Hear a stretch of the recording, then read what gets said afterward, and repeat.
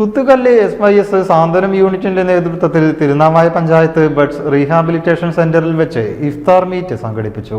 വിവിധ മേഖലയിലുള്ള പ്രമുഖർ ഉൾപ്പെടെയുള്ളവർ സംബന്ധിച്ചു. Kuthukallu SYS Santhwanam unit Thirunavaya panchayat buds rehabilitation സെന്ററിൽ ഇഫ്താർ മീറ്റ് സംഘടിപ്പിച്ചു. സമസ്ത 100ാം വാർഷികത്തിന്റെ മനുഷ്യർക്കൊപ്പം എന്ന പ്രമേയത്തിന്റെ ഭാഗമായാണ് മീറ്റ് ഒരുക്കിയത്.